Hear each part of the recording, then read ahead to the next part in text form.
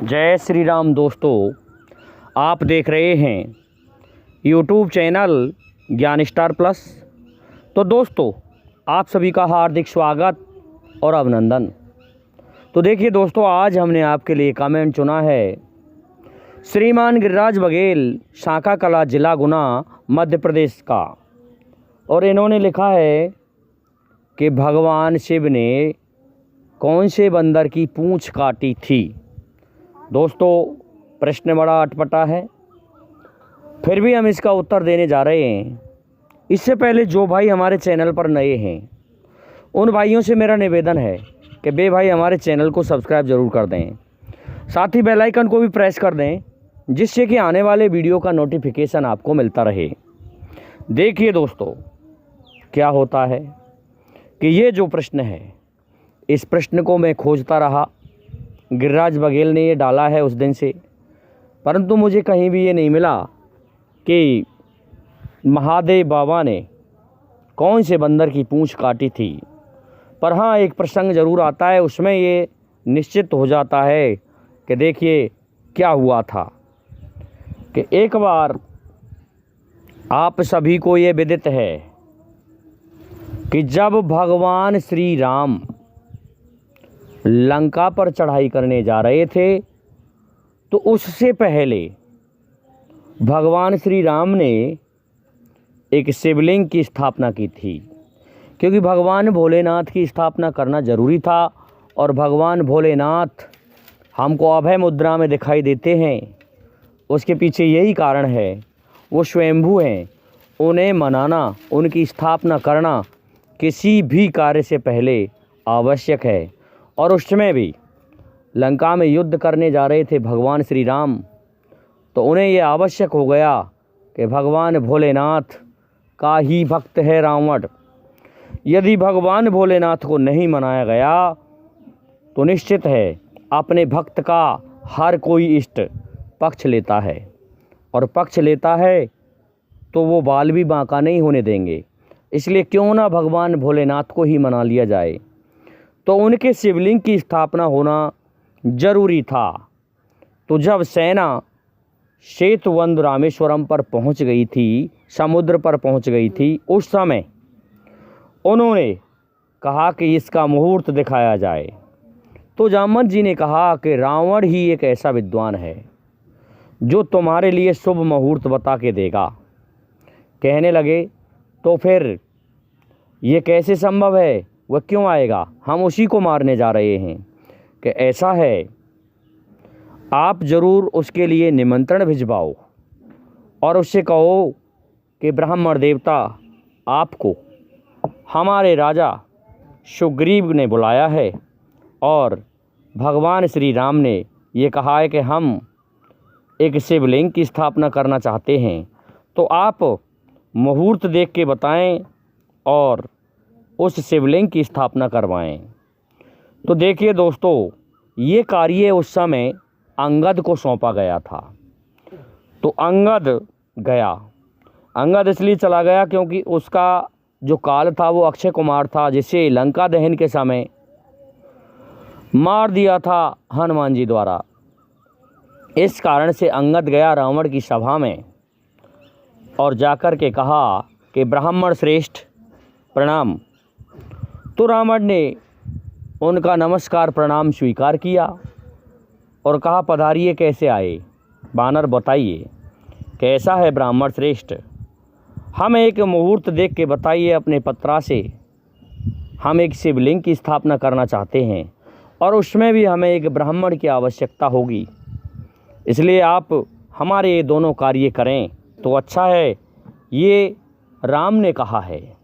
दोस्तों, उस जगह भगवान श्री राम ने ही कहा, क्योंकि रावण रुष्ट हो जाता। तो रावण दोस्तों विद्वान था, उसने कहा कि मेरा ब्राह्मण का धर्म है, मैं ज़रूर मुहूर्त देखता हूँ। अभी अपने पत्रे को निकाल के शुभ मुहूर्त रावण ने निकाल के दिया और अंगद को बताया कि इस समय है। तो फिर पधारिए ब्राह्मण श्रेष्ठ, कि हाँ आप जाओ, मैं ज़रूर समुद्र पर आ जाऊंगा। तो दोस्तों, अंगद वहाँ से वापस भगवान श्री राम के पास में आकर के उस घड़ी मुहूर्त को बता देते हैं और कहते हैं कि हाँ, रावण ने ये हाँ भर लिया है कि मैं ज़रूर शिवलिंग की स्थापना कराने आऊँगा।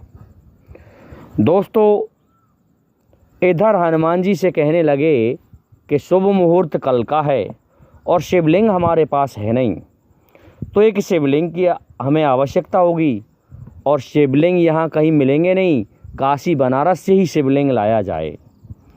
तो देखिए दोस्तों, हनुमान जी ने रात ही रात में आकर के पहुँचते हैं सीधे काशी बनारस में, परंतु उस समय जो शिवलिंग बने रखे थे और जो न्योछावर में बेचने वाले थे उनकी दुकानें बंद थीं मूर्तिकारों की, तो कैसे लिया जाए।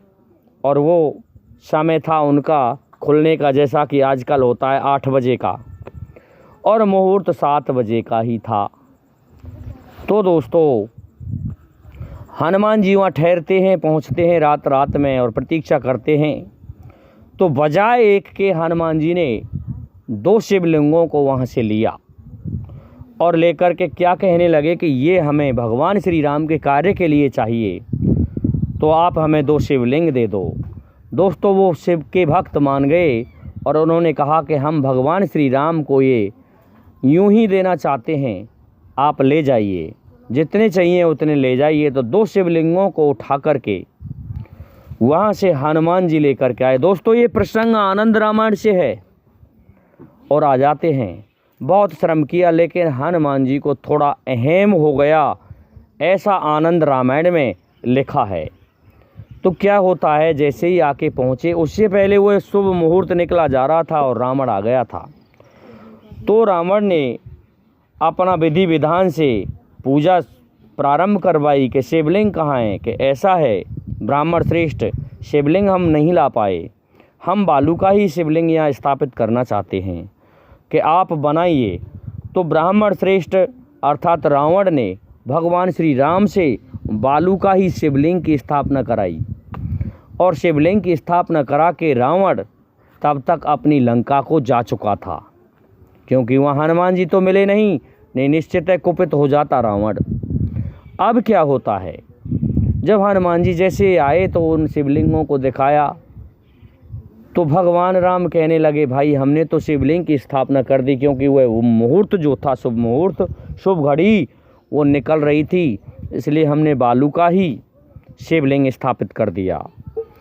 इस बात को सुन के हनुमान जी थोड़े से रुष्ट हुए और कहने लगे कि मुझसे आपने व्यर्थ में ही श्रम क्यों करवाया है। तो भगवान राम ने धीरे से कहा कि इसको अहंकार हो गया थोड़ा बहुत। कैसा है हनुमान जी, आपके ही स्वरूप हैं भगवान भोलेनाथ। तो ऐसा है, मैंने जो ये शिवलिंग बनाया है ये बालू का आपके इन शिवलिंगों से कहीं ज़्यादा मजबूत है, आप इन्हें उखाड़ नहीं सकते, और नहीं मानते हो तो आप उखाड़ के देख लो। दोस्तों, हनुमान जी ने अपनी पूँछ में लपेट करके भगवान भोलेनाथ के उस बालू के शिवलिंग को उखाड़ना चाहा। हनुमान जी ने थोड़ा जोर लगाया और जोर लगाया, इस प्रकार से अपना बहुत बल लगा दिया। ज़्यादा अधिक बल लगाने से हनुमान जी की पूँछ टूट गई थी उस जगह, जैसे ही लपेटा था उस शिवलिंग को। तो दोस्तों, हनुमान जी कहने लगे, मेरी पूँछ टूट गई। तो देखिए दोस्तों, ये पूँछ कटी नहीं थी, शिवलिंग में लपेटने के कारण टूट गई थी, काम करना बंद कर दिया था पूँछ ने। परंतु ये तो उस प्रश्न का उत्तर रहा यहाँ तक जो गिरिराज बघेल जी ने पूछा है। परंतु आगे क्या हुआ, जब हनुमान जी का अहंकार चला गया, कहने लगे, प्रभु आपने मेरी पूँछ तोड़ा दी, मुझे क्या पता था। तो हनुमान जी की ऐसी दयनीय स्थिति को देख करके भगवान श्री राम ने उनकी पूँछ पर हाथ फेरा, और जैसे ही पूँछ पर हाथ फेरा तो पूँछ पहले जैसी हो गई। ये हमने आनंद रामायण में पढ़ा है श्रीमान गिरिराज बघेल जी, लेकिन पूँछ काटने की कोई कथा हमने नहीं पढ़ी। पूँछ टूटी है तो वो शिवलिंग को उखाड़ने में ही टूटी है, ये हमने पढ़ा है। अच्छा, भगवान श्री राम ने जो हाथ फेरा था उससे वो पूँछ सही हो गई। इसका एक उदाहरण और भी मिलता है कि जब शेषनाग को नेति के रूप में काम में लिया गया था समुद्र मंथन के समय, उस समय भी शेषनाग घबरा रहे थे कि मैं तो मारा जाऊंगा, ये खींचेंगे इधर उधर से। तो उससे पहले भगवान श्री हरि विष्णु ने शेषनाग के ऊपर हाथ फेरा था और कहा था कि तुम्हें ये पता ही नहीं चलेगा कि क्या हो रहा है।